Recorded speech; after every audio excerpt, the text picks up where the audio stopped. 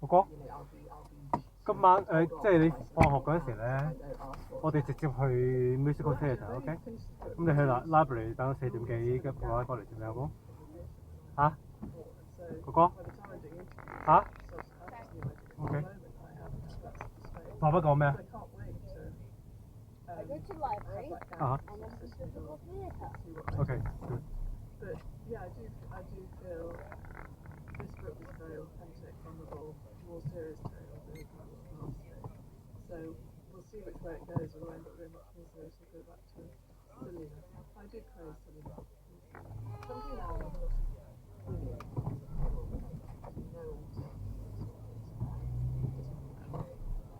I'm very struck with my own experiences of with endometriosis and meiosis and trying to figure out how to live with something which is very pure within something else. How many times have we told so many and there's a real place for empathy. And I just wondered what you would say about specifically on that point around women and this diagnosis and actually direction of anxiety. Well, I think first it's very easy to blame doctors and be angry with them for doing for that, but they are ultimately trying to take credit. So I've had to sort of thing to kind of forgive what one experience with that. For anyone is to be heard, accepted, loved and seen. And when you're not, particularly in a medical situation, it's the worst. It really is. And so I would say there is hope. I think your instincts are right. That for me is absolute clue. Your body does tell you the truth. Keep researching what's right for you. I know it's exhausting, but I'm getting emotional just to think now there could be somebody who felt like me 10 years ago listening to this. This reaction is how hard it is. So yeah, you're not alone. On a more nice note, I really love the suggestion of how you say to structure and invite people around. So can we just talk about this? Because you talk, as you say, about a venue and people around, TV and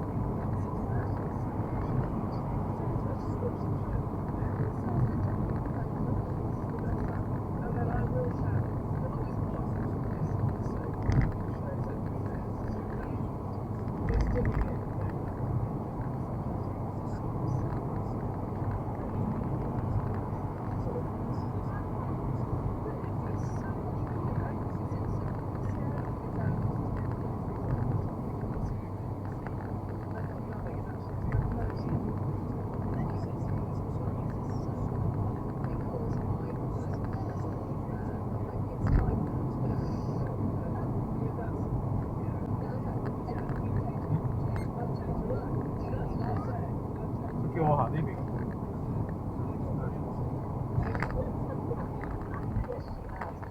The production apparently is more needed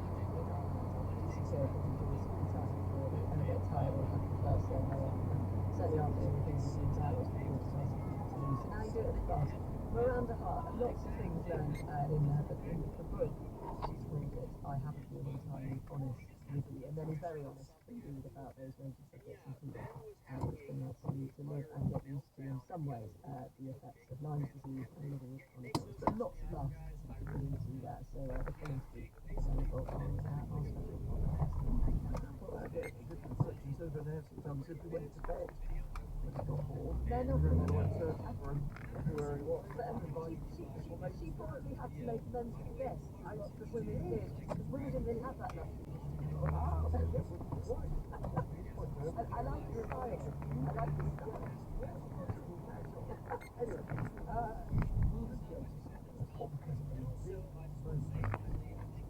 Rochester Big Man, a huge hole. English cricketing history has been made this morning.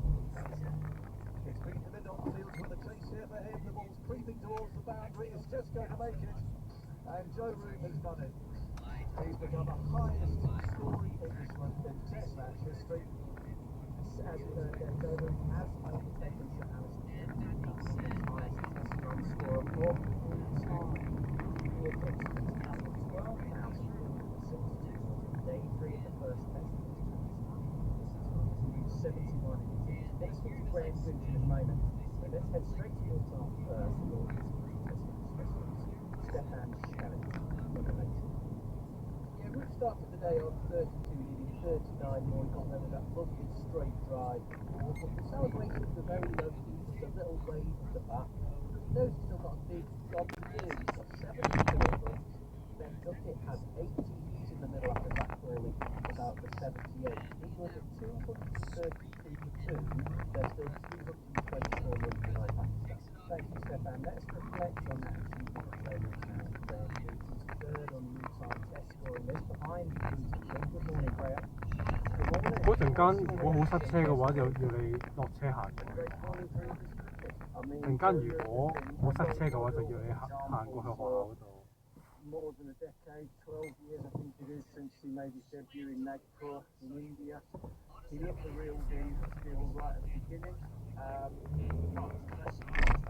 Years old, and you just wondered how this young kid's got time off of school to play for England, but he's proved himself over a long period of time, and what a achievement. And good to watch, easy on the eye, scored runs in all formats as well as Test cricket.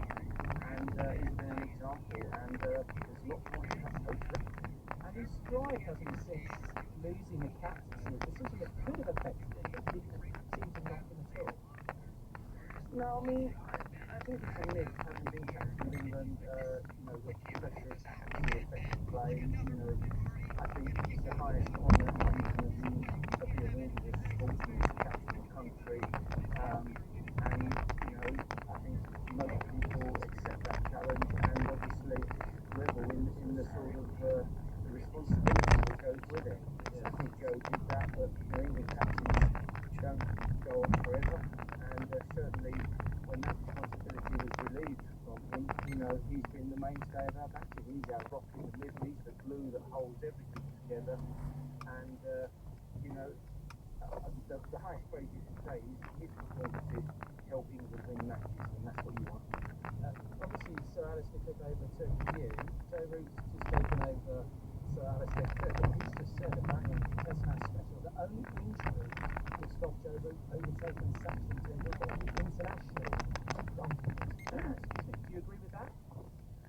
I think he's got a good chance. There's a lot of factors. There's a lot of hard Test matches coming up against Australia and India. He needs 3,000 runs-ish. He's certainly capable. He's 33. He's got 4 to 5 years at least. But it depends on his physical fitness also, but more importantly, it depends on his mental fitness, his drive, having the will to do all the work beforehand, all the prep before you actually, cross the white line. That bit to maintain that hunger, that drive. Now, if he does that, he's certainly capable. He's got a hunger for scoring runs, getting as many as he can. It's possible. It's certainly within reach. But, some quite difficult topics this time. I'm just reading on the live reporting page on his website. Bubbles will be coming out later for sure. That's Joe's dad, because apparently his younger brother Billy's getting married today. So quite the day. Now, I know that you bought Sir Alistair Cook a nice bottle of wine when he overtook your record. What would you advise Cook buys Root? 3,000 runs would be good, wouldn't it? About for the 3,000 runs, how good would that be? But I don't know. I'm sure Alistair will come up with something good. I'm not sure if Joe drinks alcohol. I'm sure he does and what he likes, but he's certainly worth the celebration. And to perform like he has over 12 years is amazing.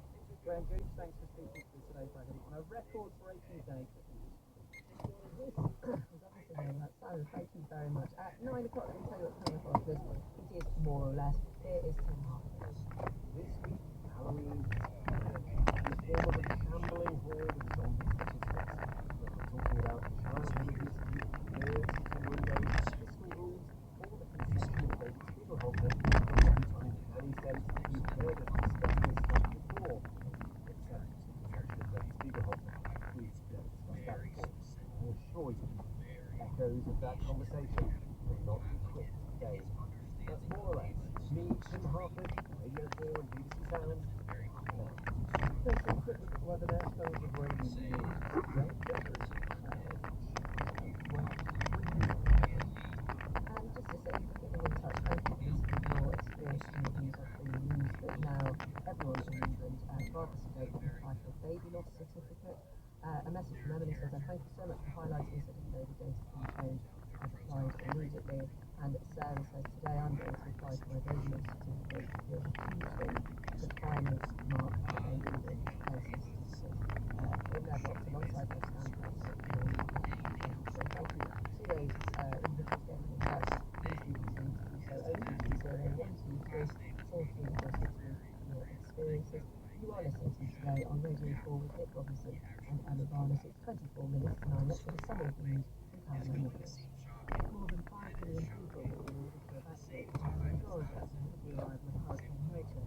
Forecasters say this storm could be one of the most destructive ever recorded in the region. Conservative MPs will decide today which two candidates to succeed Rishi Sunak will make it to the final round of the contest. James Cleverly, Robert Jenrick and Amy Badenoch vying for a place in the ballot papers that will be sent to party members. President Biden is expected to speak today to Israel's Prime Minister Benjamin Netanyahu. Washington appears to be trying to limit its allies' response to Iran's missile attack last week. Mr. Netanyahu has vowed that Iran will pay the price for its strike. Figures obtained by the BBC show that 60 of the wealthiest people in the UK paid a combined total of £3 billion in income tax in a single year. There have been warnings to the Chancellor that some rich people could move abroad if she announces big tax rises in the budget this month. It's 23 minutes to 9, and the Post Office Chief Executive Reid is due to give the first of 3 days of evidence at the inquiry into the Horizon IT scandal today. Officially joined the organisation in September 2019, but he's been accused by sub-postmasters of presiding over an organisation that was not sufficiently changed. Something the Post Office is keen to point out his achievements in the post. He's also been cleared of bullying, and he's been accused of sexism, which he's denied. The next and final stage of that inquiry will focus on current practices and future recommendations for the business. On the line, Kevin Hollinrake, Shadow Business Secretary, the Post Office. 會幾點去到會遲到翻到 And Nick Wallace, listening of the great Post Office scandal. Good morning. 40分喎，差唔多。會唔會遲？係咪遲晒到㗎？ Start with you. Now o'clock. Being accused of sub-postmasters of presiding over an organisation hasn't sufficiently changed. Is that going to be the focus, do you think? Well, I think they will be looking into the complete failure to change the culture of the post office across the board. I speak to people within the organisation and I speak to sub-postmasters all the time. I was with one last night who was accused of doing her interview more than 10 years ago of being accused with the IRA by a post office investigator. That post office investigator is still employed by the post office who gave evidence to the inquiry earlier this year. It's just a single example of this super tanker which Nick Reid came in thinking perhaps that he might be able to turn around, but he turned around and very much like this, the tip of the iceberg and his thinking. He will be remembered for his determined focus to get himself a pay rise or other priorities. And I think the emerging scandal that really does need to be addressed, because this is the thing that is costing the post office and by implication the taxpayer tens of millions of pounds, is that it has completely failed to properly commission a replacement for the hated Horizon IT system. The new branch IT system known as NBIT has cost tens of millions of pounds, and the current chairman, in his evidence yesterday, the interim chairman, Michael Wells, said he thinks the whole thing should be scrapped, and they should be looking at starting all over again. And how is it that we came in 5 years ago to have one or two big decisions to make about compensation, which is simply that the我嗰個準備落車啊。to get to grips with either? one, which is how it's going to have to be thrown out of the window. There is a litany of failure attached to his premiership in charge of the post office, and I do wonder what he's actually done to improve the situation in his time. I mean, it's a difficult job, don't get me wrong, and everyone says it's a very mathematical job to get, but what is he actually doing? Well, he will answer himself, I suppose, to those questions, to those points today. But let me bring in Kevin Conway, who was the post office minister for the 준비 last 어떻게 couple of 가? years. Kevin, when you hear those concerns, particularly that last one, you may understand why some of our listeners are thinking, how has this been allowed to come to pass? What Okay. is that? Yeah, I mean, Nick came in 2019 with the post office was in a dire 뭐 situation. 규제 보도지 준비 And, 어떻게 it's 되는 been a very 거지? difficult job, as Nick acknowledges, and that there have been some successes. 기살주 확인해야 하나. Postmaster Okay. now sits on the board, two of them sit on the board, and Bye-bye. engagement in terms of regional managers. But in my time, there's no doubt I had concerns about his ability to do the job in front of him. Partly because it's a very big job, but there were some failings. There were failings that Nick pointed out to in terms of the IT replacement system. I was never comfortable with the fact that there were these constant pushes for salary increases, despite the fact that there had been challenges. Also, there were successive failures to disclose evidence both to the inquiry and to individual cases, which slowed down compensation and getting to the truth. So there have been some difficulties, have been some failures.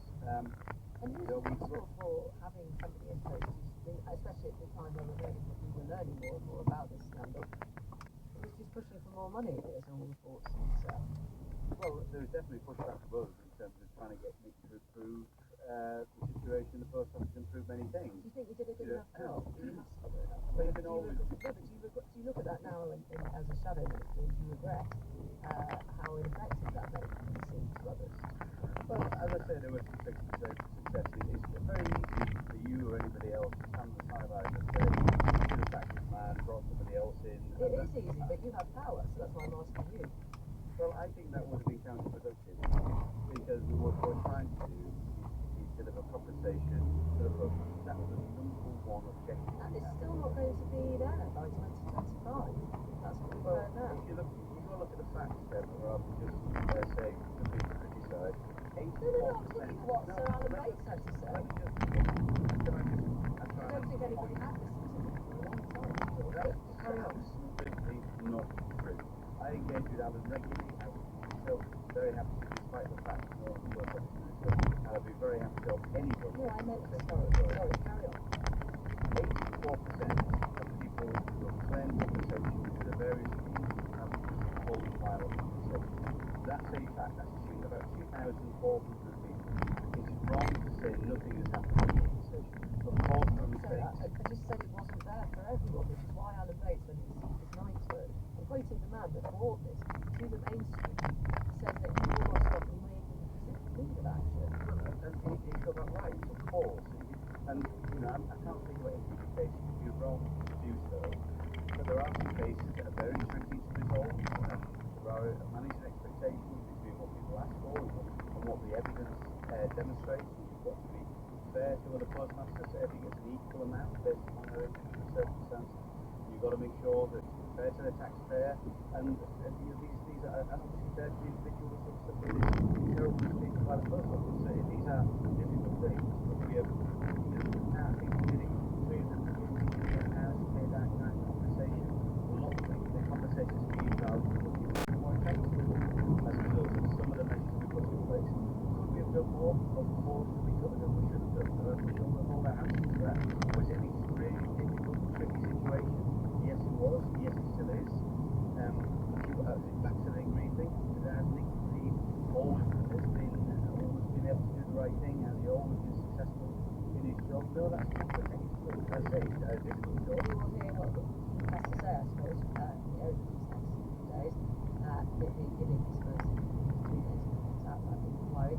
Kevin Conway, appreciate your time, shadow minister, former post office minister, and we've also hearing from Nick Wallace, there, the Justice Great post office listening. Great series of business sounds. It's coming up to 8:45 now. When the fighting is over, what might the path to evolving peace in the Middle East look like? mind. That was the question that Michelle asked on last night's Today Debate.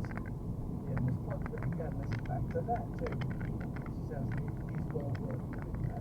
Today, the relationship between the United States and Israel is in focus as President Biden prepares to speak directly to Prime Minister for the first time in 7 weeks.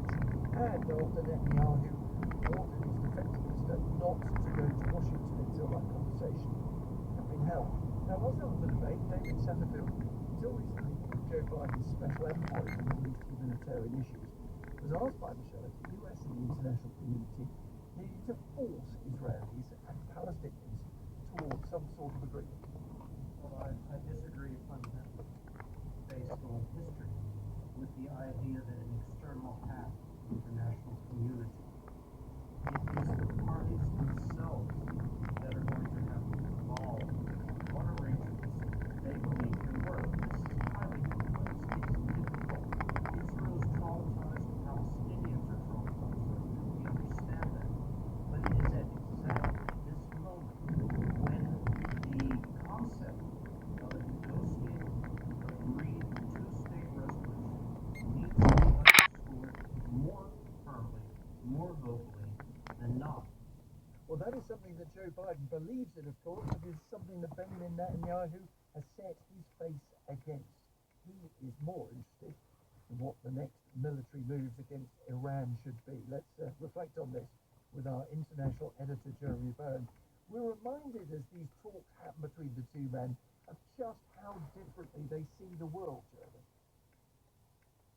Yeah, that is certainly the case. There's very different perceptions going on at the moment, and I think that at the moment there are it's a strange atmosphere in Israel actually right now, because people are waiting for the next thing that's going to happen. What exactly is going to happen? What will Israel do in its promised retaliation against Iran after the ballistic missile attack? And what exactly the Americans are telling them in private? Well, we know some things from the public statement, don't we? We know that Joe Biden said quite clearly that he did not wish to see the Iranian nuclear facilities targeted. He was less clear when it came to oil fields, wasn't he? He did talk about that, President Biden, but in a way he was more ambiguous. He talked about it, there was then a bit of a spike in oil prices, and he appeared to roll back on that. And according to reports in the Israeli press, Mr. Bernanke wanted to go to Washington, and no doubt will go later on after this conversation happens between Biden and Netanyahu, because actually they need a lot of help. If they want to do a maximal push of some sort, some big raid, some big attack on Iran, then they will need more intelligence help, and they will, and I think one thing which is actually reinforcing Israeli decisions at the moment and decisions to push hard against its enemies is the knowledge that there's a very substantial American center underneath them in the shape of a couple of carrier strike groups, 50,000 troops are in the region, and reinforced air power. I think they want to make sure that that is actually ready to help them out if things don't go the way they want them to do. And what is pretty extraordinary about this cancellation or postponement of Iran's trip to Washington is, it comes down, it seems, to Mr. Netanyahu wanting to make sure that he comes up politically on top when this happens. He doesn't want to go back stealing his thunder. In the last few days, he's actually been trying to rebrand what's going on at the moment, using language that is replicating their information for what 1948 was something not just actions of police, but also responding to something like Joe Biden said, thank you. Let's turn to the subject of AI in schools. All this will be announcements of increase in different ways ahead of the review the government started in Today, Kirk Palmer's a big power of AI will transform outcomes for disadvantaged school children. Member of Metro Nasty Morgan thinks so. He's urging local actors to take more than 3 education programs developed on Richmond Central Tech.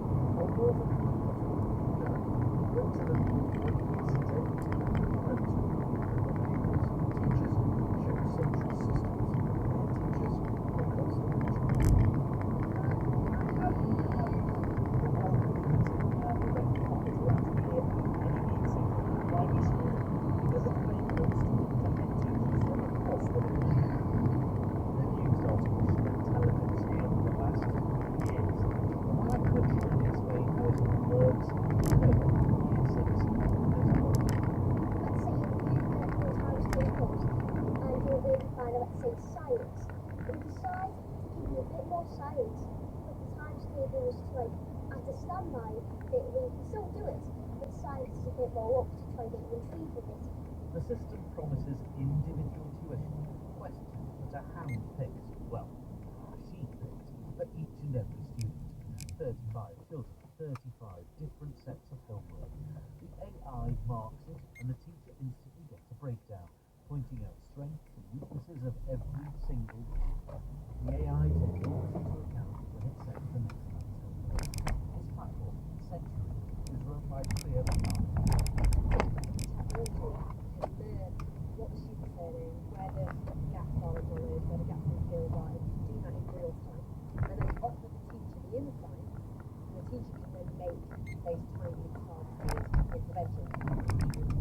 We are using the homework at the moment. At Runnymede St Edwards, the system is looked after by Joe Quilty.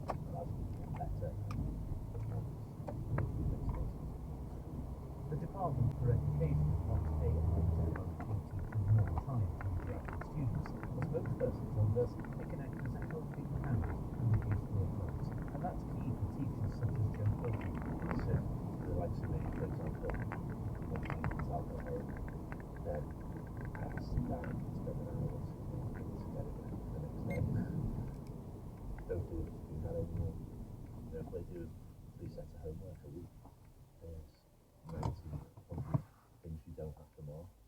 That can be used more productively somewhere else. This is one school, but the Mayor of the Liverpool City region, Steve Rotherham, is offering every school in the city the chance to sign up as part of a short pilot programme. Education standards after secondary education so poor that about half of our kids are going into the colleges or into their new roles and needing to have topics to English and mathematics. We're failing kids at an early stage. We'd much rather invest earlier and give every child the opportunity to reach their full potential. That's what this is about. I would say we don't know whether it works, but it does work. It's something that national governments might look towards further support, and we're already ahead of the game. There are, of course, fears that teachers will lose their jobs to AI, but a more immediate one is that of a digital divide. For families living in one of the most hard-hit areas of the country, walking out for a new laptop and what could be a short-term pilot programme might not be welcome. Priya Lakhan from Century sees it as an issue of trigonometry. It's predominantly triangle. You need the hardware, you need the connectivity, and then you need the software. There's a lot of work to be done, and I also need to stop talking to policymakers across the world to make sure they're thinking about that triangle. The City Region Mayor is hoping to announce a new tie-in scheme with banks and mobile phone companies. They might help, but at the launch of the pilot, there was a healthy dose of realism from head teachers from other schools considering signing up. We come from one of the most deprived areas in the country. In terms of tech, we're quite low in what we have as a school. Currently, we only have 30 iPads for the whole school. When I started, like, to check the facts more swiftly, it takes such a long time for you to check what's happening. They trust technology more than they trust me. Everybody. Look at my Twitter account. Or X, what they call it. Every time you write anything, they blame me as you are. When you say they, you mean people outside Gaza. People outside Gaza, both Israeli campaigners who always criticize you. So you are not a person. When you have somebody who is not part of the story, didn't live the story, you will tell it later. But I try to just throughout my coverage from day one to go online with BBC, Victoria Policy, this story. I see tremendous criticism from people in Gaza. When I used to do my tours in the forest, some of the people who used to listen to my tours used to shout at me by then. I thought, why you sit Israeli after Israel? You are Palestinian, you want to say that those are occupied. Why do you say Israel? You are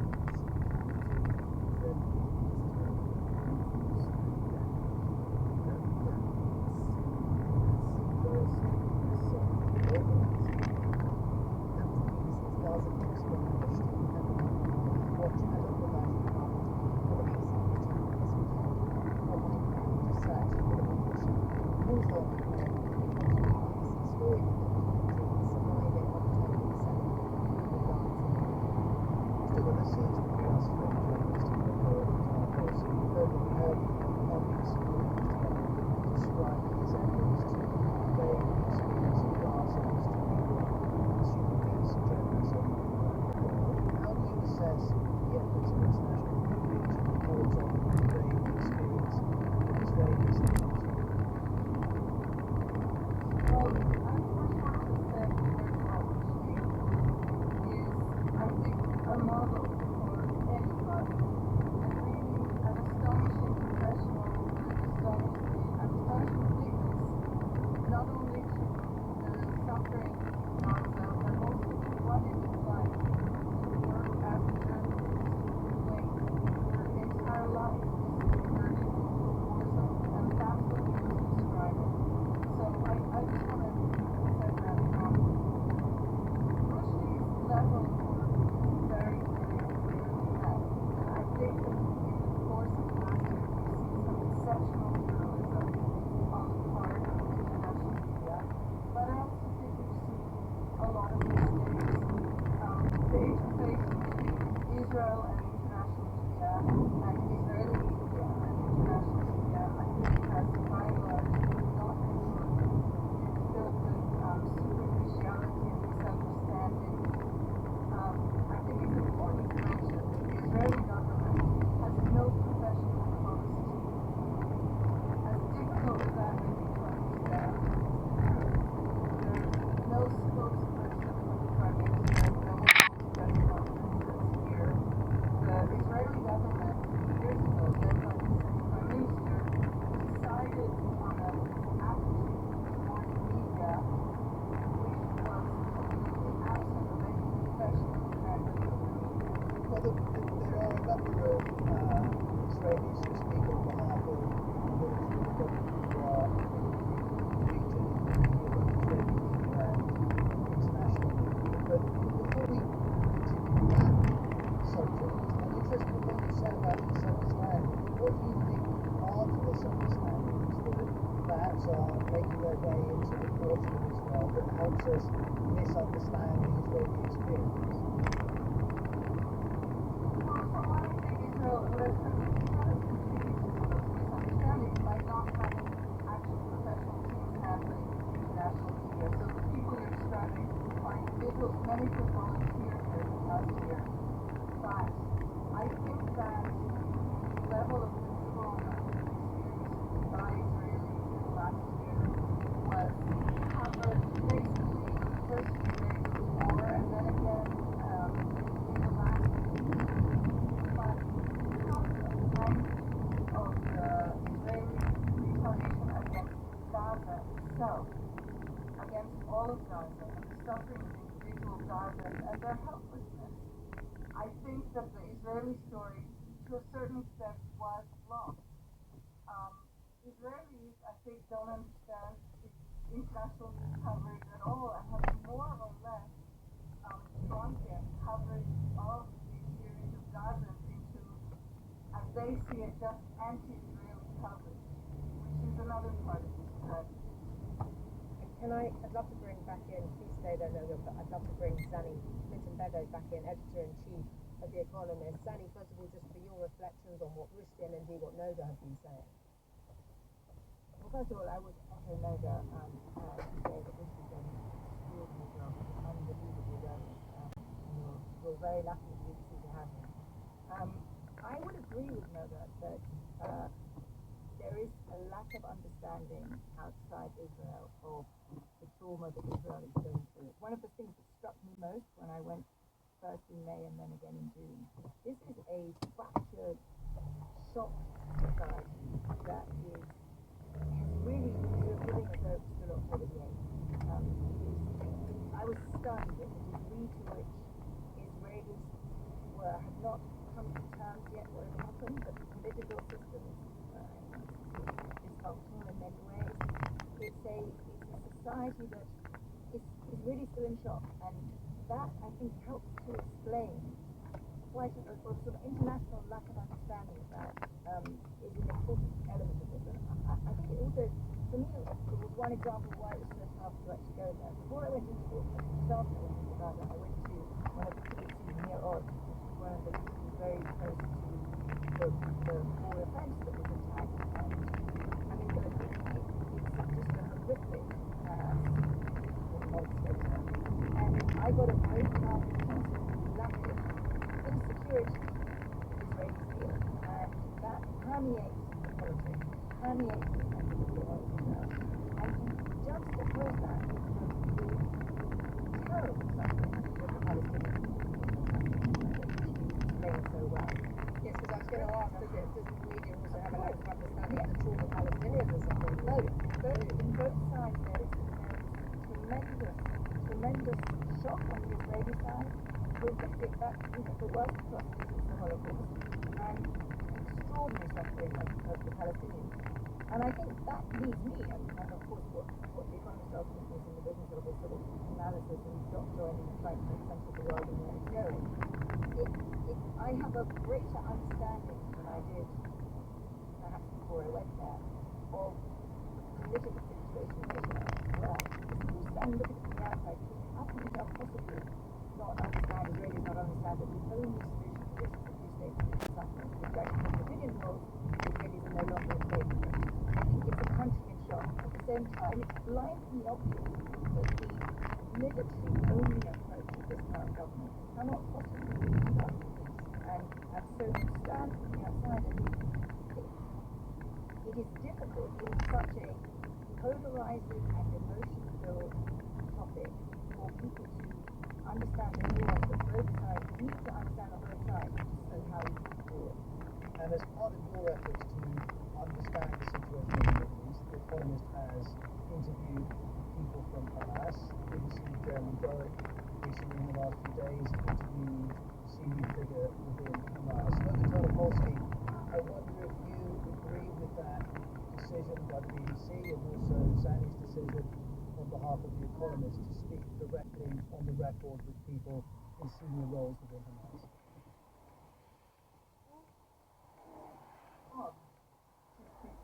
These people, I don't think interviewing a senior member of Hamas amasses public service to the world. That's really the heart of our job. I think it's also part of our job to provide context for that, to provide fact-checking for that, not to allow an Islamic militia to speak really in a propagandistic way. But absolutely, I think it's crucial even for leaders in the world to be able to hear those kinds of interviews. Remember, even some of the most important leaders don't have access to thinking among senior Hamas officials. And Zanny, if I could just bring you in just to ask you, in terms of that interview, the parameters, the restrictions, the thoughts around it, noticing about it being a public service, I'm sure you read it in similar terms, did you? So there were no restrictions. It was a podcast you can listen to it. You can find it on The Intelligence. I think we published it on October 9th, October 10th last year. The way we did it was we took over the whole show and we provided context for every, we sort of took the most important clips of what he had said and then we provided context and explanation for them because I was very, very aware of not wanting to have a sort of unchallenged viewing, although I did tell you from your ear. We say 6 programs every year, several months a year, and comparing the data. And those 6 programs being some of the most high-profile news programs in the country. 좀 다이어트하는 거 지금 와 가을 Sort 잡고. of self-identifying publicity, and that's what we do. So we have Channel 4 News, Sky News, originally at 5 and then at breakfast. ITV News at 10, Today on BBC Radio 4, BBC News and Channel 5 News, and we track them over the years. And when you're talking about experts, Liz, how do you define what is an expert? This is a really tricky one because people always ask this. In a sense, it quacks like a duck. It quacks like an expert, it is an expert. But I haven't heard that many experts quacking, but I like the thought. Well, I don't know as many as me. Okay, well, it's a surprise. But in fact, it's 咁學校點啊嗰個？ because on the news, there are opinions or petitions or vox pops or suffers in some way. But because 你同邊個坐咁我咧？ And we cover everybody who is in that news. So, for example, we will cover politicians and PRs, anybody who's there for the value of their opinion or because of their authority. Okay. And what are the results for 2024? What can you tell us? What can you reveal? I know you revealed it yesterday yesterday to a conference of various senior media editors and politicians, but what did you tell us? Yeah, well, I can tell you now that we have actually halved the number of men to the number of women. That's a good thing for people who are getting their heads around it. That means more women are appearing. More women are appearing, but there are still twice as many male experts. The executive panel of five is also but looking at this, I've got a figures in front of me. BBC News has tagged us over 2 times every morning show. Whereas back in 2014 it was 4. ITV News can serve worse. Channel 4 News reports Sky News is in 2 quality at more 2 to 1. And the Today programme, just a very interesting program, is at 2 to 1 4 to 1. But as I said, Channel 5 News is the best. Okay, it's interesting because I know that as somebody who's worked in news for a long time, I've been very aware of this, and you do always try to find female experts to talk on pieces I've done, programs I've worked in. And I'm interested, first of all, why you think you have to do parity. Everybody is thinking about this, we're still not there. I know it's exclusive. Every big piece of the last news channel there is a historic movement towards male authority on those programs. Traditionally, they were at 10 o'clock at night, and that's when men were home from work and kids were the middle class. Whereas Coco, ça veut plus des maths. might get the women that that's what they were around the too. So there is a sort of historical thing that has been traditionally. I think also it is quite difficult to make sure that you get them on the show. And news editors have made excuses that you know the news that wants to be made as well. If they interview the coaching hands in the and that might control the minority of the world. How big is that? Well, if you are women, so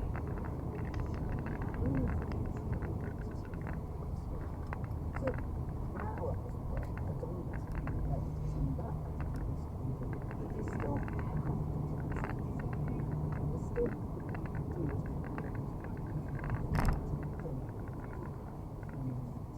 Liz, given the data that you just showed us and some of the challenges that you're still outlining, I'm sure some people will be thinking back to the introduction of the scientific the whole of it for so many reasons students finish.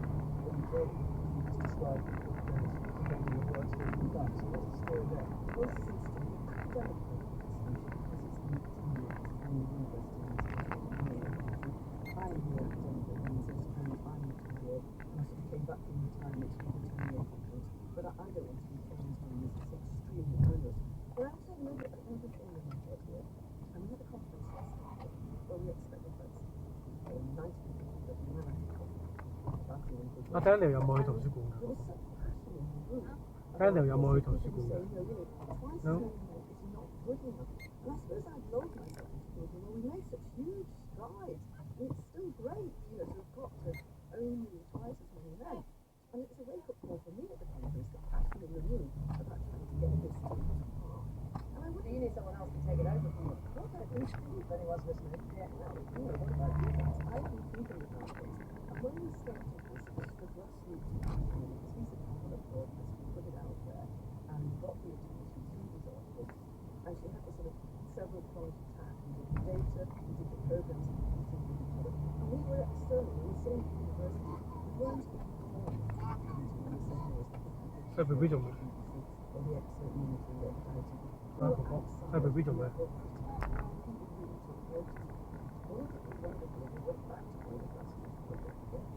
Magazines out there, or you yourselves started doing this.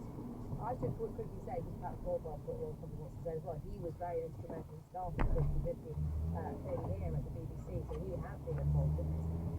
I just wondered, are there, from your 10 years of experience, are there particular genres where women are underrepresented? Yes, they are, and they're not what you would expect. You expect them to be small. We did some work on this in 2015. We found that the genre where women were least well experienced as experts were with domestic politics, not even foreign politics, domestic politics. Also, there's some very interesting work in the academic. In the March of April 2021, we managed to women's and we found that in March there was an overwhelming number of women experts. It was a mark very there. That's because the new school who care homes and communities were not this is activity. A month later, we had one of the worst ratings in for a long time. all of a sudden it was scientists and politicians. So the story and the literature story does dictate whether or not you have a predominance of men or women. And that in itself is very interesting. Should editors start thinking about the stories that they're using? And just to explain something, Pushy or a princess, you have one that you, it was a qualitative survey you did back in 2016. What was that about? Is that around the fact that women don't want to be here, or? Precisely, because given the data, the next thing you have to do very is to find out why that data is existing. And so we looked with qualitative surveys at women themselves, and we also looked at qualitative surveys with all the journalists, and it's very, very interesting. Lots of journalists, this is what mine is, they were saying things like, oh well, women don't want to be on the show because they say that women are going to look pushy. And so we did a sort of search for the word pushy in all of those research, and we found that a very high minority of the women that not all of them largely the women that Mrs. Arcella said, well, I don't want to look pushy, particularly if male colleagues, academics, typically thought that they would be using on the radio, they would be pushy, and that this was a bad thing. And then the journalist said, well, the other side of the coin is we do get this money, and that's an hour's between them. I mean, really, people are and they say, it's a terrible waste of the journalist's time. So it was so it is interesting that it's in that mind there is still not all of it is still but it still exists. So perhaps the expert Huh? Go ahead on. Huh? Oh, yeah, that's the call out. Call out is out there for anybody who wants to take this over from this house. This house at And all the data that Lisa was describing there can easily be found. Now, before we wrap up, so there is an important day in the UK publishing world coming up, because tomorrow is 2024's Super Thursday. This is the biggest publishing day in the year. almost 1,900 books that used to be published, and there's some big names on that list. Boris Johnson, Shirley Bass, Ian Lang. Here to explain why this is such a big name for publishers, we're joined by Maya Snow, news editor at The Bookseller. Hello, Maya. Just give us, I'm going to guess, I think most people will realise why it's called Super Thursday, but just tell us where that's come from, what does it mean? So, put it pretty simply, essentially it is the biggest publishing day of the year. 90 books. It's a phenomenon that was actually identified by Bookseller back in 2008. And although you name it, Oh, the Bookseller group, I think it's like the big thing on Super Tuesday, the American one. exactly. 1,900 books, 450 of them per are hardbacks, either debuts or new novels or memoirs or whatever. So it's an incredibly busy time, but it is, I mean, this whole period is very, very busy for publishing in the run-up to Christmas. And it's Is that the moment where all the money's made? I mean, is the run-up to Christmas the most important part of publishing? yes, I mean, it sounds obvious to say, but I mean, you can even look at the numbers. I mean, last year, the biggest hits from Christmas 2023 were all published on Super Thursday, and nearly 46%. I was doing that all day today. And it can't be a Tuesday, right? Because books in the UK come out on Thursday. They do traditionally come out on Thursday. Thursday. Come out on Thursday. I Blow my mind, really. I don't think every single book. 그거而家已經去到$600 I mean, as someone who looks at rights deals almost every single 땀자리. day, there are other days, but generally they do tend to be Thursdays, and this is the biggest one. Okay, well, what's coming out this Thursday? What's The coming big out one. this Thursday? I mean, you can't not mention Unleashed, of course. The biggest one is Boris Johnson's, probably expected to be the best-selling politics book of the year. Elsewhere, you've What's the got competition? We don't need to go down that route, but I'm interested. what for this year? I mean, Rory Sixpence on the Edge has been saying Yes, that's on that for a long time. I mean, So Boris Johnson is going to knock Roy Stewart off. oh, most likely. I mean, in Okay, what else? What else is on that list? I mean, you've got Ian Rankin's new one, which is like who's given the Readers adaptation of BBC recently. Sophie Kinsella's new one, Kate Moss, Joseph Schultz, Miranda Hart's memoirs coming out tomorrow as well. So all the big names. But interestingly, it's one of the three of the biggest books of the year are already out. Richard Osman's, Jacqueline Wilson's, and of course Internet So That's How Rooney. They all came out last month. So they don't need to worry. Those people would we don't need to worry about Super Thursday. We're so confident we don't need Super Thursday. Exactly. We're going to put it out beforehand. Are the bestseller lists predictable? Could you make a good guess at who will have sold the most by January? I think so. I mean, Super Thursday is a really good place to start because historically they have all been on the bestseller list. They have always been the bestsellers up until the end of the year. So whether Johnson's becomes the biggest book of the year, who's to say? Whether Osman becomes the biggest book of the year, but you don't get too many surprise hits. I'm just wondering, Book Talk on TikTok, for example, gets referenced a lot. Is that changing the dynamic around sales?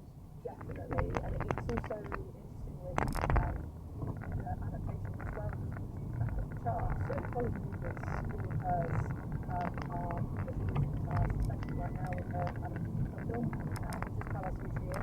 Colin Hoover wrote It Ends With Us and It Starts With Us. Big hits, and Pink film came out. I think with Blake Lively in it, and that was right back to the top of the book first.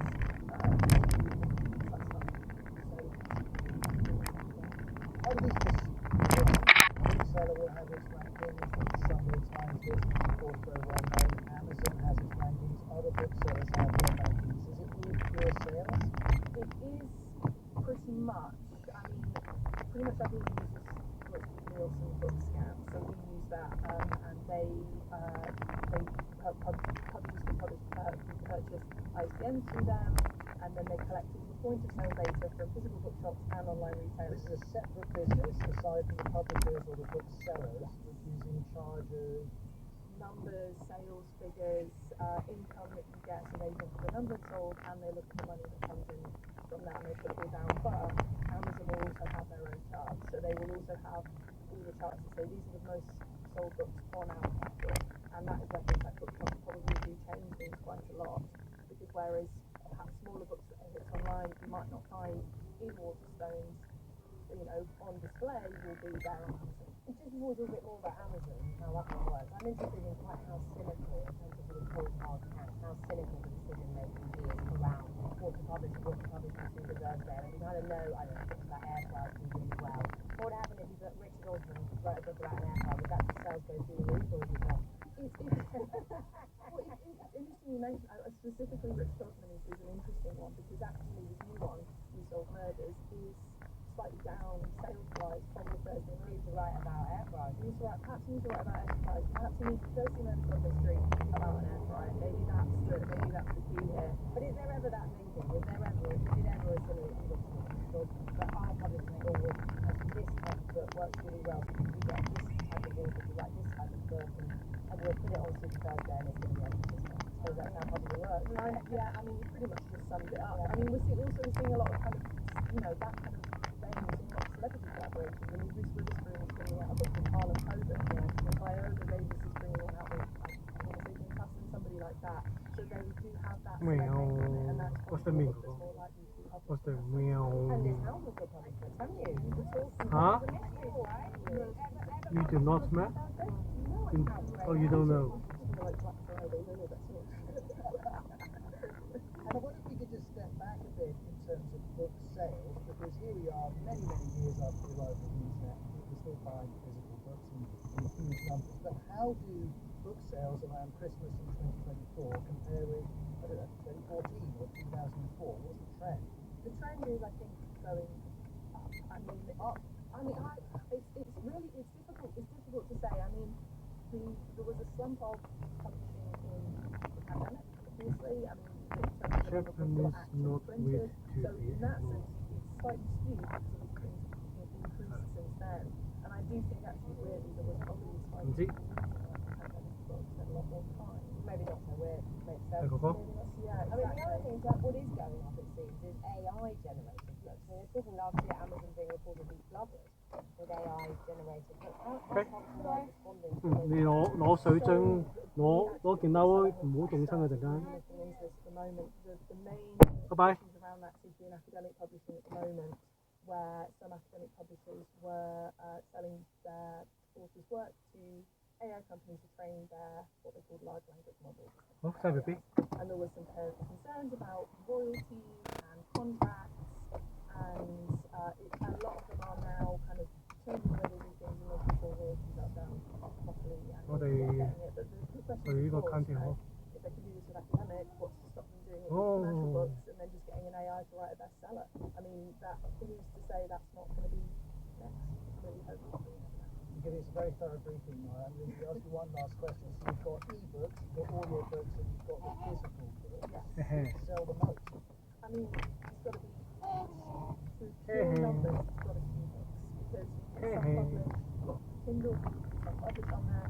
There must be just sheer numbers of books that are available. Well, it's coming up soon, Thursday. If you work in the publishing industry, I hope it goes well for you. And if you are just a very, very keen reader, there's a lot of new titles coming your way in the next 24, 48 hours. I was giving you some good ideas for other combinations as well, but thank you so much, both to Maya Snow and to Liz Howe. That is it for this week.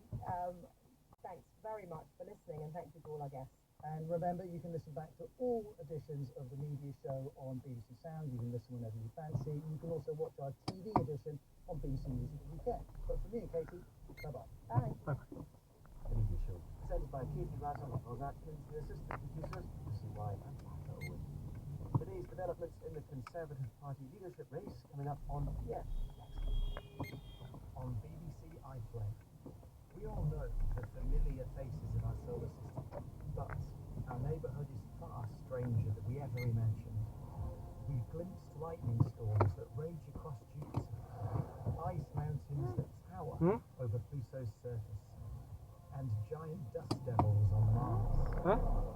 Thanks to a fleet of spacecraft, these wonders are visible to us as never before in astonishing new detail.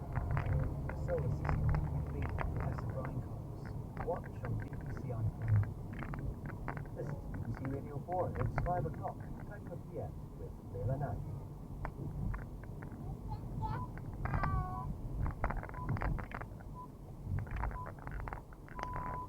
Hello. And there were two.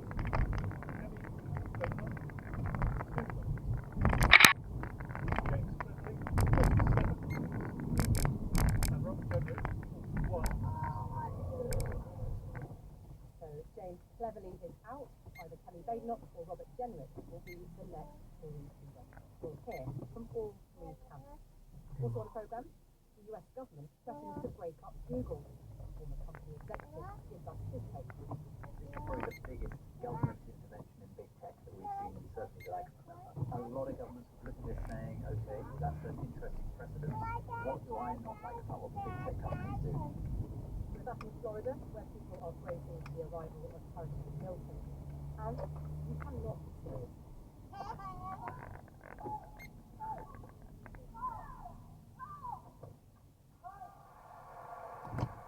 After 147 years, Wimbledon is ditching human line judges. But first, we'll start with the BBC News, read to us this evening by Andy Keith. James Cleverly has been unexpectedly knocked out of the Conservative leadership race. Tory MPs backed Kenny Badenoch and Robert Jenrick to go through to the final round of voting by party members. Here's our political correspondent, Helen Catt. Yesterday, a surge in support had seemed to make Mr Cleverly's place on the final ballot a virtual certainty. But Conservative MPs are a notoriously difficult electorate to predict, and today he's made a shock exit from the contest, having apparently lost support. The former business secretary Kenny Badenoch topped this round of voting by MPs. Her campaign claims she's been the member's choice throughout. That will now be put to the test as she faces the former immigration minister Robert Jenrick in a vote of the membership. Mr Jenrick said he would offer policies rather than platitudes. Both are viewed as being on the right of the party. Ballots should start arriving next week, and the poll will close at the end of the month. The new leader will be announced on the 2nd of November. The US government has told people in Florida to prepare for the catastrophic impact of Hurricane Milton. The huge storm is due to hit the state's west coast overnight. A federal emergency official said Milton had the potential to forever change areas still recovering from another hurricane 2 weeks ago. The national spokesperson for the American Red Cross, Nicole Moore, said shelters were open across Florida for people to go to, and she made this appeal. I cannot stress enough how important it is. If you are being told to evacuate, you absolutely need to follow these orders. We do not know what this storm is bring. We know it will be dangerous, and we want folks to stay as safe as possible. Lebanon's health ministry says 4 people have been killed in an Israeli strike on a village near the southern city of Sidon. Lebanese media say the attack hit a hotel housing displaced families. In Israel, 2 people have been killed by Hezbollah rockets in the northeasterly town of Kiryat Shmona. Rockets also struck the port city of Haifa, injuring at least 5 people. President Biden has been speaking by phone to Israel's Prime Minister Benjamin Netanyahu. Washington has reportedly been trying to convince its ally to limit its retaliation for last week's missile attack by Iran.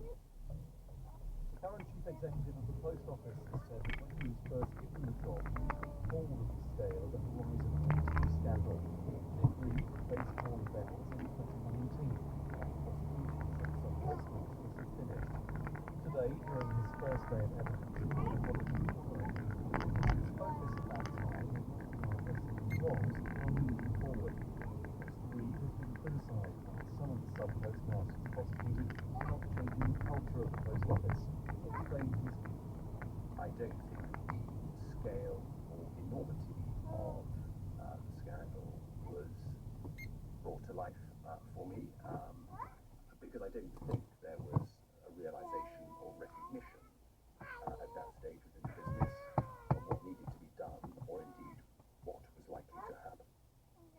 This year's Nobel Prize for Chemistry has been awarded to a British computer scientist and 2 Americans for their pioneering work on proteins, often described as the building blocks of life. Sir Demis Hassabis and John Jumper developed an artificial intelligence tool to map their structure, while David Baker designed a new type of protein. The All England Club has announced there'll be no line judges at next year's Wimbledon Tennis Championships. The people who fall out will report being phased out. The tournament is adopting fully electronic line calling, which is already used by other tournaments. The Wimbledon singles final will also be at 4 p.m. at 2 o'clock. Cricketers past and present have afforded Joe Root a record-breaking 200 after run scorer of all time.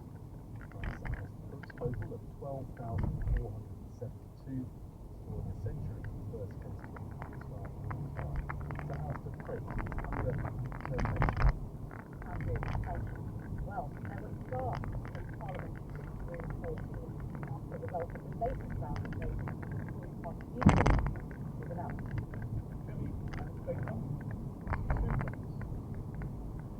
James Cleverly, 37, and Robert Jedrick, 41. So, as a result of that ballot, James Cleverly is eliminated from the contest, and Kevin Badenoch and Robert Jedrick now go forward to the ballot of members. So, James Cleverly, who came top in yesterday's round of voting among Tory MPs, looked like he was the man on the up, is in fact now out. Kemi Badenoch, who was in 3rd place yesterday, has jumped just into 1st position. Kemi Badenoch, Robert Jenrick, who are the final to the choice before Tory party members now. The members will have a few weeks to mull things over, and we will hear their final decision in November. Let us talk to Paul Goodman, who's a Conservative peer and a former editor of Conservative Home. Paul, good evening. Good evening. What on earth went wrong for James Cleverly in the last 24 hours? Paul, he went from being the man of the pitch to being the man who wasn't. Big picture is a very different result.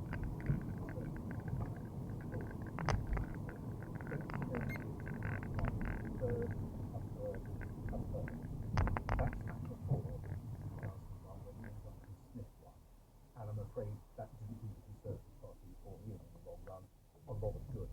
You need to be able to convey strong signal to the members who have the final vote. If the parliamentary party is lined up behind one person, and that is not happening. Right, because MPs have proved themselves to be incredibly fickle, changing their votes all over the place in the last 24 hours.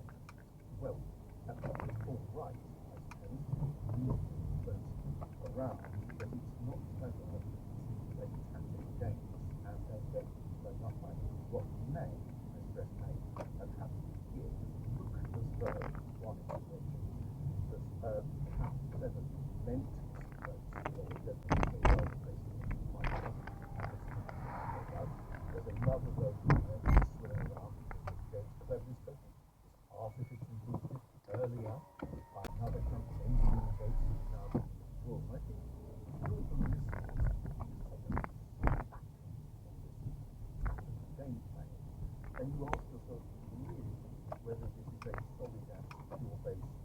deteriorated to Conservative leadership. It may turn out, but they've not been very good work. Just in terms of the final constellation that we ended up with, Robert Jenrick, on the right from Party, had Tom Tugendhat eliminated yesterday. His supporters, it doesn't look as if they ended up backing the other centrist candidate in James Cleverly, I does it? wouldn't read too much into where the votes went because you don't know how many have been moving around. I keep trying to look at the big picture. If you're a Conservative member, you've got to vote. What on earth is going to make the time in more time? Only 4 players in the history of the game have scored more test runs than Joe Root. Andrew, thank you. Hurricane Milton is closing in on Florida, and people there are being warned it will be deadly and catastrophic and urged to evacuate urgently. It's expected to hit there later tonight, but the exact path could still vary, but it will bring with it a seawater surge, a deluge of rain, and ferocious winds. It's not yet 2 weeks since the state was hit by another huge storm, Hurricane Helene. The governor of Florida, Ron DeSantis, has been holding a briefing where he said Florida was ready to respond to the approaching storm. Facing this with the seriousness it deserves, but also with the determination that we will get through this. Folks here at the EOC and our first responders throughout the west coast of Florida have been working nonstop now for weeks to prepare and respond to Hurricane Helene, and then now to prepare and respond to this new major hurricane. Our BBC's Gordon Carrera is in Florida and sent us this report. I'm in what's normally the bustling entertainment district here in Tampa, but today it's all boarded up. There's hardly anyone around on the streets, apart from a few people just closing up a shop which stayed open later than most. But I did find one person, Seamus Payne, who seemed to be out on a stroll. And Seamus, you're going out for a walk? Yeah, one last walk before the storm hits. Just kind of enjoying the neighborhood and making a record of it before I have to hunker down. Have you ever seen it this quiet? No, never. Actually, during COVID, it was just quiet. But other than that, no, it's never like this. Yeah. And you're going to stay here in the area? Yeah, I'll be hunkering down here. Unlike a lot of my neighbors who are a little less fortunate, I'm in a very high area, about 30 feet above sea level. So I'll be safe where I am. My biggest concern is wind. But yeah, there's a lot of fear going around. My neighbors feel the same. My wife is at home. She wouldn't join me on this call because she's quite scared. Yeah. And for people, because they don't know how bad it's going to be, and the warnings have been so apocalyptic, haven't they? Right, they have, which is good and bad. It's bad because it kind of hypes things up a little bit, and it might be a little unhealthy. But on the same token, the more fear people have, the more likely they are to leave or have that preparedness. So it's kind of a healthy fear. And you've kind of done a lot of preparation. You've got Yeah, food I and have. water and things like that. I have, yeah. I've got a couple weeks of food and water where I am. Yeah, I mean, the power goes out. We're screwed for a while. Grocery stores can't open. So I just wanted to plan ahead. If the worst does happen, that, I can help out my neighbors a little bit. My wife and I will secure. So, Yeah. And so I guess tonight we'll find out about it. we will find out. Yeah, it's going to be scary. It'll be like nothing I've ever experienced, but I'm as prepared as I can be. Good luck. Yeah, thank you. So this area is outside the mandatory evacuation zone for the city, and while many people have gone, some residents have decided to hunker down here because it is higher ground and should be protected from the storm surge. But it's now just a question of waiting to see what Milton brings. Gordon Carrera reporting. Now, someone else who is staying in Florida is Mark Robinson, who's a meteorologist and storm hunter for the Canadian Weather Network. I spoke to him just before we came here and asked him how long he's been on the storm. This is Hurricane 28 for me, so not my first rodeo. Where are you now, and what is it like where you are? We're in Tampa right now. We're sort of close to the downtown core of Tampa, in a suburb called Forest City, which is at any point facing some significant surge. And right now, it's great. And we're seeing those convective bands and watching a very strong band making its way up the Florida coast. And some of those songs in that band are already producing tornadoes. Okay, is there anybody else around you, or is it pretty much cleared out? Walking down the street, I'm actually right now, and I can count 3 cars and people, and this is usually a bustling area. area of the city at this time of day, and now it's a bit of ghost town. When you say you've done 27 hurricanes before this, what do you mean by that? What do you mean during a hurricane? What are I've intercepted them, so I've been in we basically have reporting on these storms, so we're sort of making sure that everybody can see what the storms are like, how bad they are, and documenting these storms as they make landfall. I mean, how do you feel about being there when everyone's being told to get out? Yeah, I know. I mean, it's always the place to go when it comes. Like, I'm a meteorologist, so Hey. storms are very fascinating, and they're Hey. there's some of the most incredible storms that the planet produces. So, from a scientific point of view, they're amazing. But when it comes to the residents of the people, I would much rather see this go into an area where nobody lives, and sort of see it from that point of view. But unfortunately, it's going into a populated area, and I can't help but be extremely concerned for all the residents and people that have to do the cleanup and deal with the impact of this storm may bring. And how does this compare to all of those other storms that you've seen up close, as it were? Well, I was in Helene a little less than 2 weeks ago in Florida, very close to here, and one of the sobering parts of this storm is that we were on Davis Island near the Tampa Trauma Center, and there's piles and piles and piles of debris from people that were beginning cleanup and renovations of their houses from Helene's storm surge. This one's going to bring even more in, and that is extremely concerning. And yeah, the impact on this one could be catastrophic. But right now, the forecast is, and the impact will bounce on a razor's edge. If the eye of the storm goes directly into Tampa Bay, you could see an absolute catastrophic event unfold for Tampa. But if it goes south, you're going to see that catastrophe happen in places like Punta Gorda and Port Charlotte. So this is the big question. I did go through Katrina, and Katrina, is definitely in a level of its own. So that was sort of the most extreme one I've ever been through.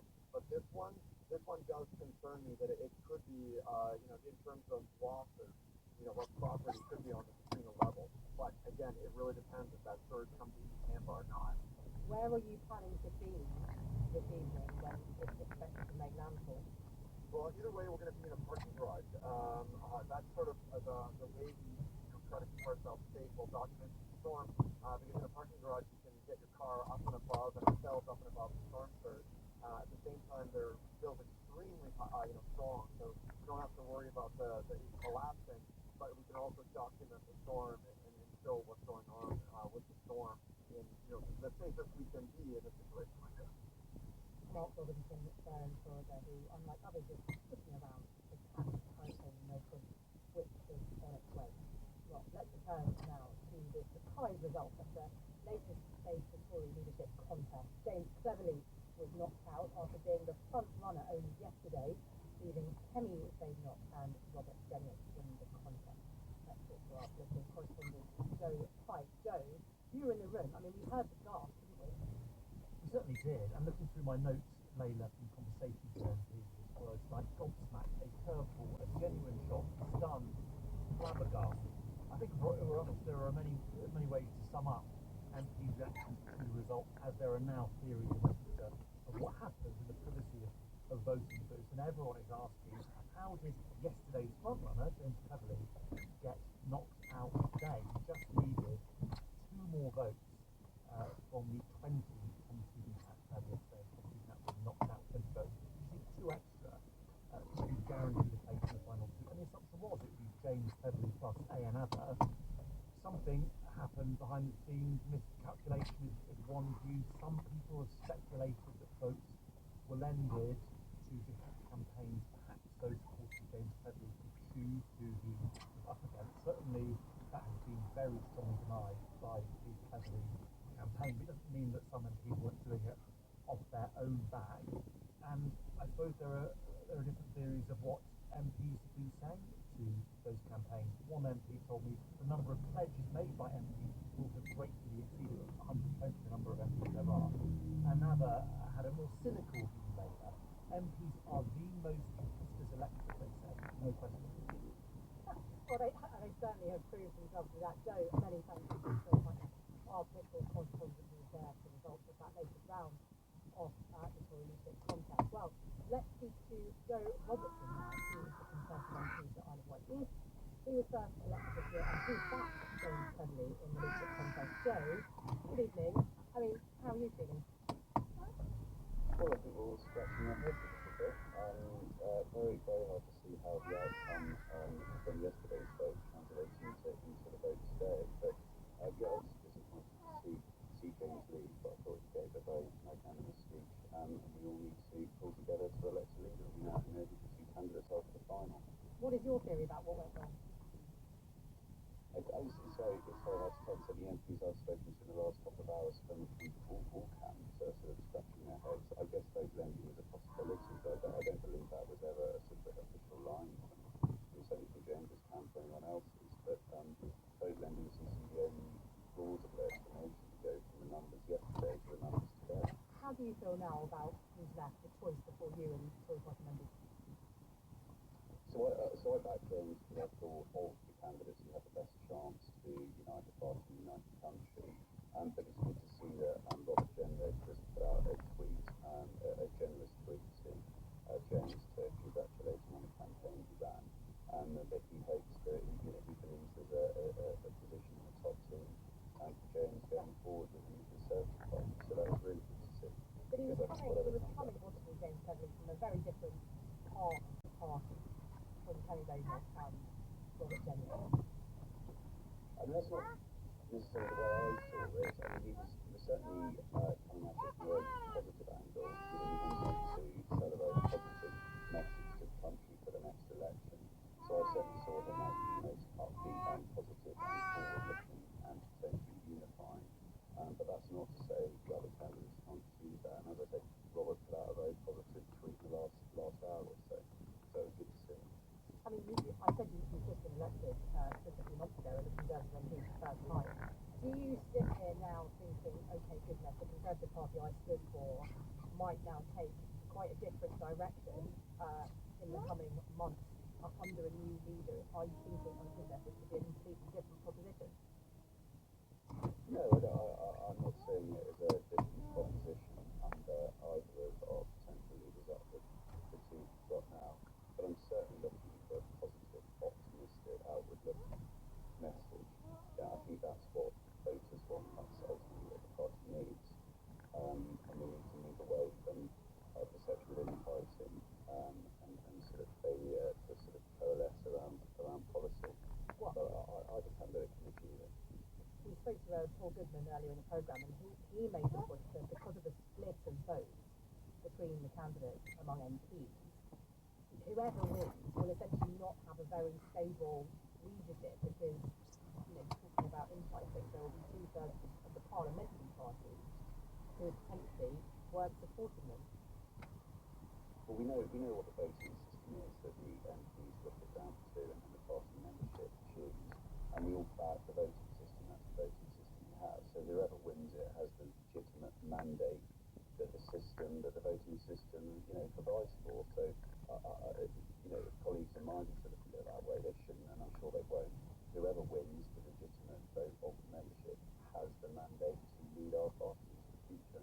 So you think that either Kenny Baker or Robert Jenrick, one of them or both of them, do they have the right answer to the question what went wrong for the Tories at this election?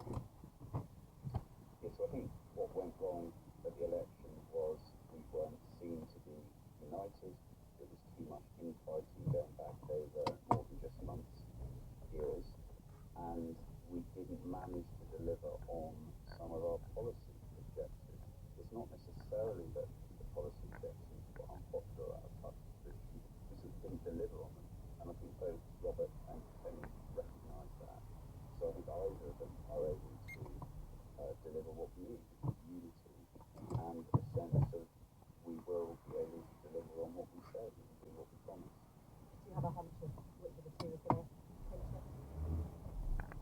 I don't have a hunch. I've given up guessing or trying to make predictions in politics, but certainly I go back and say that very encouraging to see Robert's message just an hour ago, congratulating James, and suggesting the space for him in the top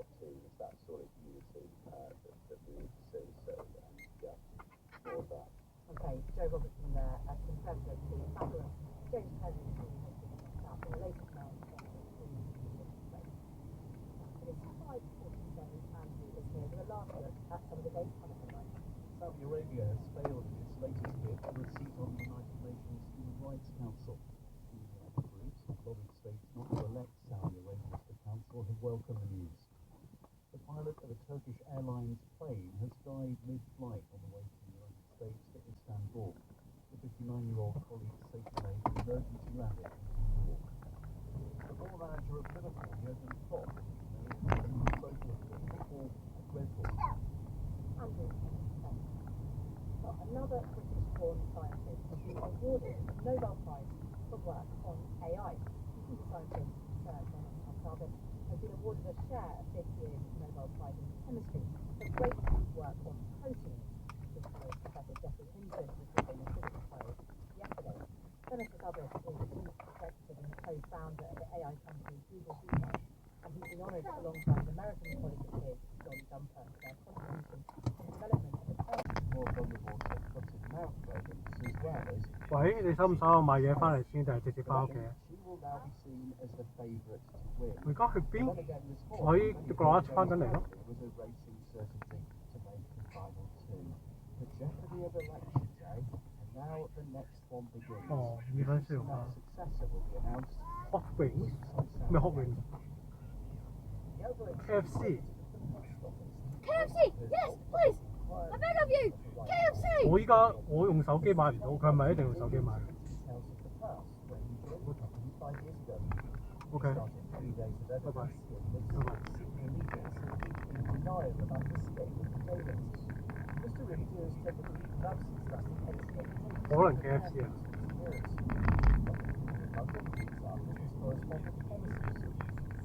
Nick Reed told the inquiry that he wasn't made aware of the scale and enormity of the Verizon scandal before he took over as CEO.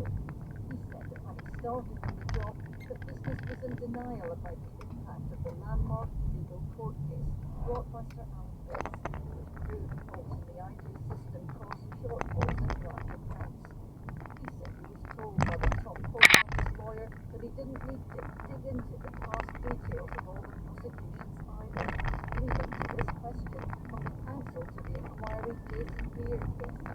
Looking back, we agree that this description is of a leadership team in 2019 that was living in some degree of the context of the I think it is possible not to include that. As CEO, Nick Reed promised to right the wrongs of the past. But in the last 5 years, he's been embroiled in controversy as the post office grappled with the fallout. He launched the first compensation scheme for sub-postmasters, which has been beset with problems and complaints. He told the inquiry that Treasury wanted the post office to run it. He'd experienced some of the discomfort caused by the scandal. It seems astonishing to me that an organisation that has been involved in the investigation and prosecution of postmasters in this light should be involved in redress. It should be done independently. I've been consistent with that. 細 B B 點啊，哥哥？ He denied ever using his raised untouchables to describe investigators who'd been involved in the wrongful prosecution of sub-postmasters, but never disclosed. The inquiry heard the post office was investigating 3 people named by victims during the human impact hearings. Another reminder at the start of the proceedings on the impact of this long-running scandal. The chair announced the death of sub-postmaster Gillian Blakey from Cape York, who died before her compensation had been settled. The US government has told people in Florida to prepare for the catastrophic impact of Hurricane Rosie. The now Category 4 storm is expected to hit the coast overnight. Ferocious winds of up to 165 miles per hour.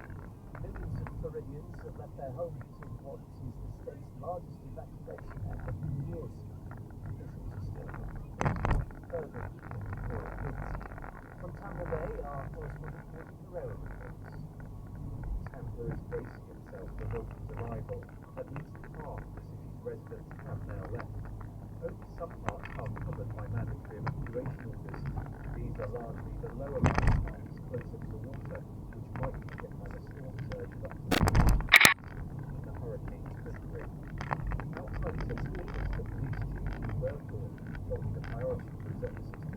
we've evacuated nearly 200,000 people. Hello. But the challenge is the Hi. few that are still out there, and our officers are going door to door to try to convince those people to actually evacuate. Wow, Some are so- reluctant, but our goal is to save lives here, and the more people we can get evacuated, the more lives we can save. In the more elevated parts, in some How much camps, are- stay just outside the mandatory zone, like St. Seamus King, going for a last walk with the Milton 廿隻雞翼會都食到。 Cargo's out. We're screwed for a while. Grocery stores can't open. So trying to plan ahead. The worst does happen. That, you know, 哥哥你要唔要小籠包？如果有雞翼嘅話 open up secure. ，garlic bread 啊，你要唔要啊？ 佢要喎，佢要 garlic bread。要唔要？哥哥，薯條定係 garlic bread？chips， 哦，佢要 chips 喎。 and their priority is being ready to move out fast in the aftermath to focus on rescue. 有幾耐到啊？應該 Governor Ron DeSantis said to stay for long. 10分鐘左右， Federal Emergency Management Agency 10分鐘左右翻到屋企，或者去。 And we will respond. I've spoken to the 你依家 president, 即刻去，即係點啊？ contact with FEMA, and we are marshaling all available resources 哦，你 to 中意 be 啊？ able 咁我翻屋 to 企啦。 prepare and respond OK， to 拜拜。 Hurricane Milton. The exact path and strength of the hurricane are still changing. Those who are still in Tampa are watching and waiting to see what it brings. One of the main concerns about Hurricane Milton is the significant storm surge it's likely to cause. The US National Hurricane Center has warned that some areas could be engulfed by huge volumes of water. Our environment correspondent Patrick Wright says. A storm surge is a significant rise in sea level that occurs when the powerful winds of a hurricane push water ahead of it onto the shore. It's triggered by the low atmospheric pressure found in the center of a storm like Milton, and it's also influenced by the tides. Experts are warning that a surge of up to 15 feet in low-lying areas could accompany this hurricane, with the water acting like a battering ram, generating waves and threatening lives and homes. Broadcasters in the US used frequent simulations to stress the scale of the threat from the surge to their audiences. Unfortunately, the water is expected to rise even higher at 6 feet above the height of most people's vehicles get carried away, structures start to fail. Another factor that will play a role in the surge and the storm is climate change. Rising temperatures are pushing up sea levels, making surges more dangerous, while a warmer atmosphere holds much more moisture. All that water is the real threat, says Hannah Cloak, professor of hydrology at the University of Reading. So the rain really comes very white and will cause very heavy rainfall and that means that in those areas that are a little bit deeper. But all of this water combined with the storm surge and the rain and those rivers bursting their banks means the whole place will be completely underwater. Even if the hurricane loses strength as it hits land, this will only impact the speed of the winds. The waters will still surge, likely wreaking havoc many miles inland, as Hurricane Katrina did in 2005. Chancellor Rachel Reeves is widely expected to reach her budget at the end of the month to change the government's borrowing rules. Her Prime Minister's press says the Conservative committees asked her to begin the figures so she can increase government debt. The first draft of the budget is being studied now with independent economic experts at the Office of Budget Responsibility. His analysis of the Chancellor's options is our economic sector, myself. It is pretty clear that the Chancellor has decided to change the way the national debt is measured for her self-imposed target to reduce it in 5 years' time. The precise choice remains in whether that measure should include Bank of England assets, financial liabilities such as the student loan book, or even national assets such as the road network. This will determine how much extra room for maneuver she theoretically has to borrow for spending on major projects. While the opposition say this is privileged reports, actually this will be part of a wider change that restores the fiscal rules closer to how they were before changes made 3 years ago. At the budget, the Chancellor might also restore the principal target of fully funding day-to-day spending and revenue. This is a tougher rule than under the previous government, and is why the Treasury is confident that the markets will embrace the budget. It's also why these changes have not released much of the pressure from its tax rises. The Cabinet is also now actively defining itself against what they call the anti-investment CMAC rules, blaming them for failing public services. plan to reveal the budget could now prevent or even reverse planned cuts to investment spending as a proportion of the economy over this Parliament, providing more money for transport, net zero and industrial funding. The BBC has seen a copy of a report from Great Ormond Street Hospital examining the work of one of its former orthopaedic surgeons. The hospital has reviewed the cases of more than 700 children treated by Messenger Bug. Some of them have suffered long-term pain and injury in their amputation. It's emerged today that Mr. Duval worked at 4 other London hospitals. Our health editor Hugh Goodman reports. Great Ormond Street is one of the best known children's hospitals in the world. Management have expressed sincere apologies to families as they continue to review more than 700 cases. The orthopedic surgeon, Yasser Duval, some involved leg straightening and leg fixing. He stopped working for the test last year and is believed to place in Dubai. The Trust commissioned a report on the Royal College of Surgeons, which was completed last year, and it's been released this week to some of the affected families. BBC News has seen a copy. It states that there were significant issues in relation to patient consent and serious questions about the culture in the orthopedic unit. Staff were said to be upset about the standard of care, which was described as unsatisfactory in some areas. It's emerged that Mr. Duval worked at 4 other London hospitals: Chelsea, Westminster, St John's, St Elizabeth, Portland and Cromwell. All have said they are engaged with the Great Ormond Street review. St John and St Elizabeth said it did not carry out the actions of the You're listening to the 6 o'clock news on BBC Radio 4, the main news so far. The next leader of the Conservative Party will be either Kathy Badenoch or Robert Jenrick after the surprise elimination of James Cleverly. The west coast of Florida is preparing for the arrival of Hurricane Milton, one of the most powerful storms to hit the region in decades. Still to come.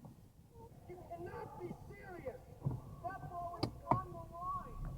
The end of the line for line judges.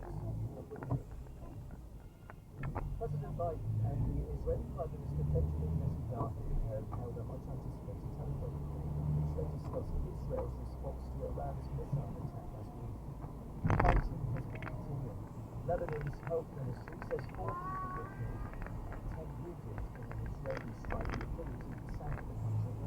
Israeli military said it had struck more than 200 targets in Lebanon and Gaza and killed 5 Palestinian militants in the West Bank. Our correspondent John Donaldson reports from Jerusalem.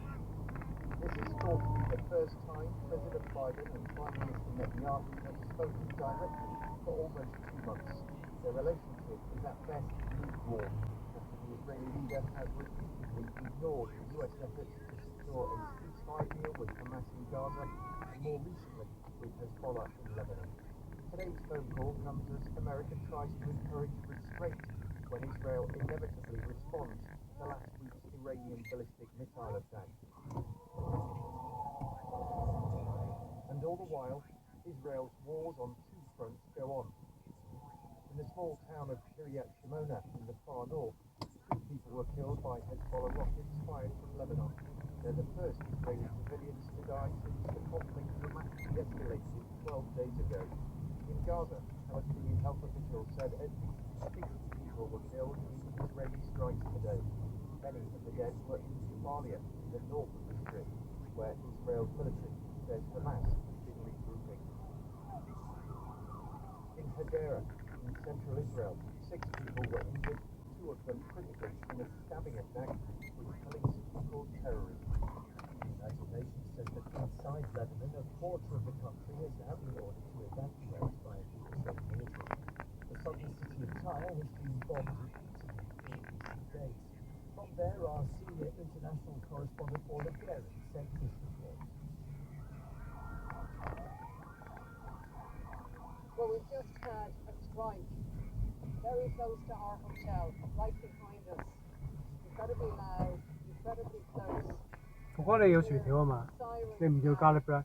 First aid rushing to the scene, and there are still civilians, I can see, very close